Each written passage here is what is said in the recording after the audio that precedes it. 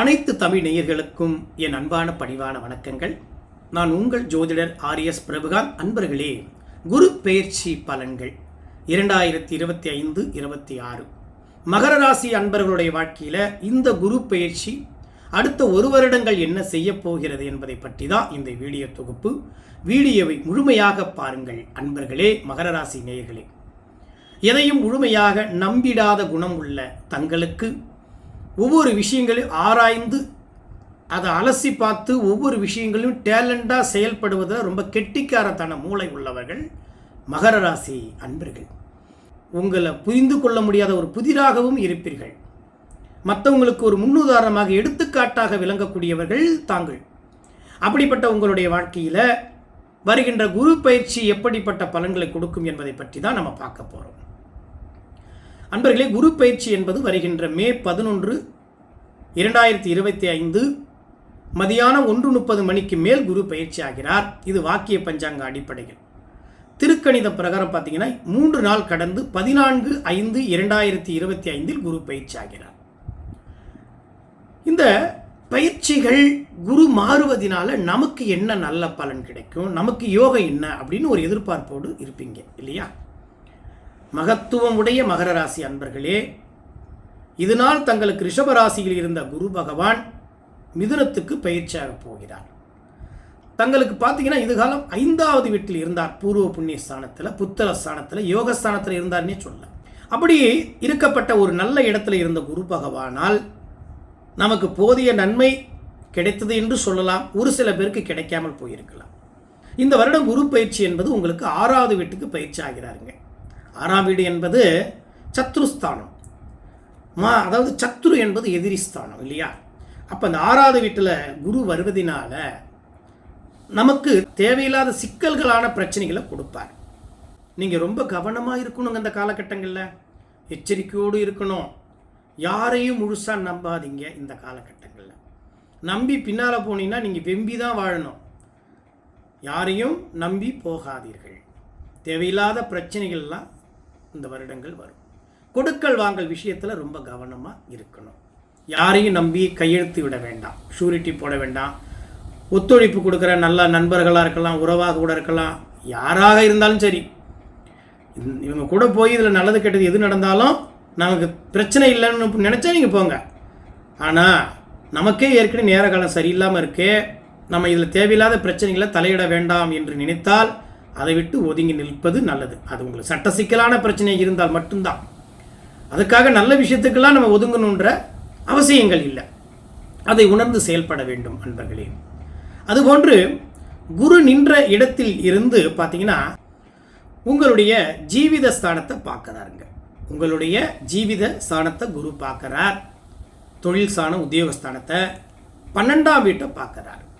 12ஆம் வீடு என்பது அயனஸ்தானம், விரயஸ்தானம்.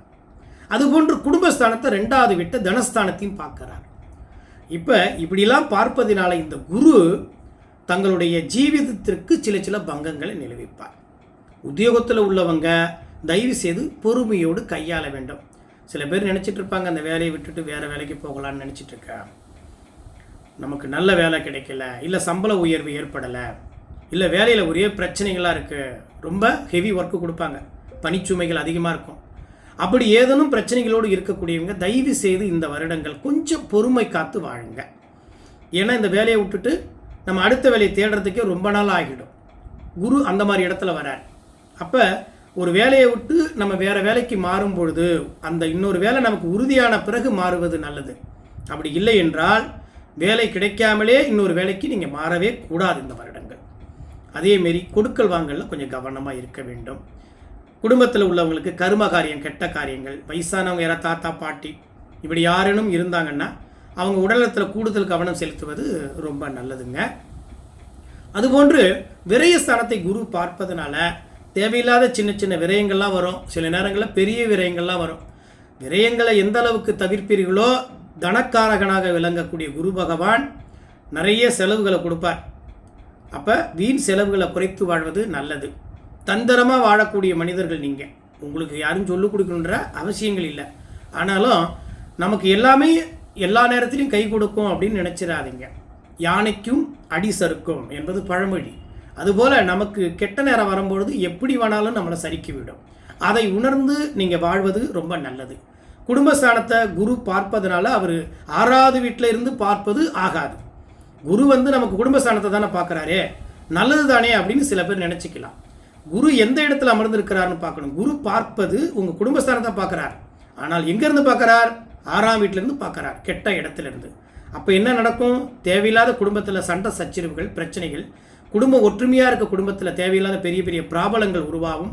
குடும்பத்தில் சில பேருக்கு அடிதடி சண்டை ஏற்படும், உடன்பிறப்புகளால் மன வருத்தங்கள் ஏற்படுத்தும். இதையெல்லாம் கவனத்தோடு கையாள வேண்டும். குழந்தைகளாக இருக்கக்கூடியவர்கள், மாணவ மாணவிகள்லாம் இந்த ஆண்டு ரொம்ப கவனத்தோடு நீங்கள் செயல்பட்டால் நல்லது. கூடுதலாக கவனம் செலுத்த வேண்டும் படிப்புகளில். இதெல்லாம் நல்லபடியாக செலுத்துனீங்கன்னா நல்ல மதிப்பெண் மார்க் எடுத்து நீங்கள் நல்ல முன்னேற்றம் அடைஞ்சு அடுத்தடுத்த ஸ்டெப் நீங்கள் நல்ல விதமாக போகலாம் அன்பர்களே. அதுபோன்று பார்த்தீங்கன்னா நீங்கள் எடுக்கிற ஒவ்வொரு முடிவும் வெற்றிகரமாக இருக்கும். குடும்பத்துக்காக அதிகப்படியான செலவுகள்லாம் ஏற்படக்கூடிய காலமாக இருக்கும். அதனால் எந்த அளவுக்கு முடியுமோ நம்ம செலவை குறைச்சி பாருங்கள். நம்ம 10 ரூபாய்க்கு பொருள் வாங்க போய் 30 ரூபாய்க்கு செலவு பண்ணுற கதையாகிடக்கூடாது. ஜான் நேர்னா முழஞ்சிருக்கிற நேரம் அப்போ என்ன பண்ணோம்? நம்ம செலவுகளை எந்த அளவுக்கு சிக்கனமாக வாழணுமோ குடும்ப செலவுகளை குறைச்சி வாழ பாருங்கள். அனாவசியமான செலவுகள் எல்லாத்தையும் குறைச்சிக்கிட்டால் நல்லது தான். தேவையோடு செலவு பண்ணுங்கள், அளவோடு செலவு பண்ணி அளவோடு வாழுங்க. ஆடம்பர வாழ்க்கை நமக்கு தேவையே இல்லை. இது எல்லாமே நமக்கு ஆபத்தில் தான் கொண்டு போய் முடியும். அதனால் கெட்டிக்காரத்தனமாக செயல்படக்கூடிய நீங்கள் இந்த வாழ்க்கையை, இந்த வருடங்களை நீங்கள் ரொம்ப கெட்டிக்காரத்தனமாக நடந்துக்கிட்டால் எந்த ஒரு சிக்கல்களும் பிரச்சனைகளும் இல்லாமல் நீங்கள் அழகாக வாழலாம். மகர ராசி அன்பர்களே, பெண்களாக உரியவர்கள் இந்த வருடங்களில் நீங்கள் ரொம்ப கவனத்தோடு செயல்படக்கூடிய வருடங்களாக இருக்கும். அதனால் அன்பர்களே, பெரிய ப்ராப்ளங்கள் இல்லாமல் இந்த 6வது வீட்டு குருவை நீங்கள் ஈஸியாக ஹேண்டில் பண்ணலாம். பெரிய பிரச்சனைலாம் கொடுக்கணும்னு பயந்துக்கிட்டுலாம் இருக்க வேண்டாம். ஏன்னா கடன்னு ஓடிடும். என்ன இன்னொரு விஷயம் அப்படின்னாக்க, மகர ராசி அன்பர்களுக்கு குரு பகவான் பார்த்தீங்கன்னாக்க 12க்கு அதிபதி, உங்களுடைய ராசிக்கு 12க்கு அதிபதி, 3க்கு அதிபதியாக விளங்கக்கூடியவன், தைரியஸ்தானத்திற்கு அதிபதியாக விளங்கக்கூடிய குரு 6ல் இருப்பதனால கெட்டவன் கெட்டிடும், கெட்டவன் கெட்டிடும், கிட்டிடும் ராஜயோகம். கெட்டு போனவன் கெட்ட இடத்துல இருந்த ராஜயோகம் என்று சொல்வார்கள். அதனால் மகர ராசி அன்பர்களுக்கு இந்த 6வது வீட்டு குருவை நீங்கள் ஈஸியாக ஹேண்டில் பண்ணி வரலாம். திடீர்னு அதிர்ஷ்டவசமான பெரிய பொன்பொருள் கிடைக்கும், பணவரவு கிடைக்கும். ஷேர் மார்க்கெட்டில் உள்ளவங்களுக்குலாம் நல்ல லாபங்கள்லாம் கிடைக்கும். உத்தியோகத்தில் உள்ளவங்களுக்கு சின்ன சின்ன சிக்கல்கள் பிரச்சனைகள் வந்தாலும் விலகிவிடும்.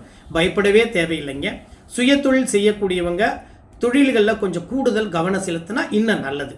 அதெல்லாம் கொஞ்சம் உணர்ந்து வாழ பாருங்கள் அன்பர்களே. இந்த வருடங்களில் மகர ராசி அன்பர்களுக்கு இந்த குருவினால் கண்டிப்பாக கெட்ட குரு என்று நினைத்து வாழ வேண்டாம்.